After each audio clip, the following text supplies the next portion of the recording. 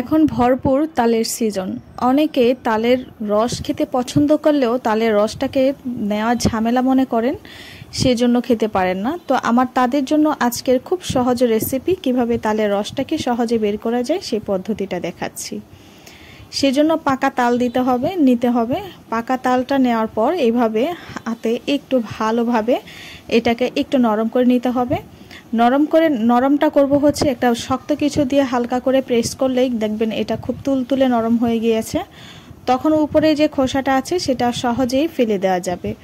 তো আমি খুব সহজে এটাকে ফেলে দিচ্ছি এবং উপর থেকে এভাবে টেনে টেনে ফেলতে হবে, তাহলে খুব সহজেই খোসাটা খোলা যাবে। তো আমি যেভাবে করছি স্ক্রিনে দেখে আপনারা নিশ্চয়ই বুঝতে পারছেন, এই সিস্টেমে আপনারা করে নেবেন। নেয়ার পর এই অংশটাকে ফেলে দিতে হবে। এখন একটা স্ট্রেনার নিয়েছি। তো এরকম স্ট্রেনারগুলো আপনাদের বাসায় সবার বাসায় খুবই অ্যাভেলেবল। তো সেটার সাহায্যে আজকে আমরা এই রসটাকে খুলে নিব।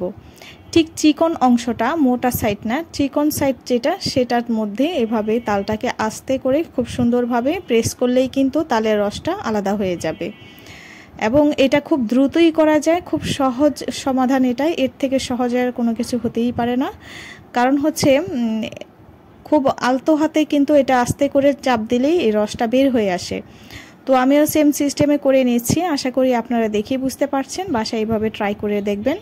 এবং এটার মধ্যে একদম ছোট ছোট যে আঁশগুলো থাকে, একদম অল্প কিছু আঁশ থাকলেও সেটা থেকে আমরা কিভাবে এই আঁশটাকে রিমুভ করব সেই পদ্ধতিটা একই ভিডিওতে শেয়ার করেছি। তো একই পদ্ধতিতে আমি সবগুলো আটি থেকে রস বের করে নেব। আর এভাবে কিন্তু রস বের করে নিলে পানি দেওয়ার ঝামেলা থাকে না, আর রস একদম সলিড রসটাই বের হয়ে আসে। তো আমাদের সলিড রসটা বের করে নেওয়া হয়ে গিয়েছে।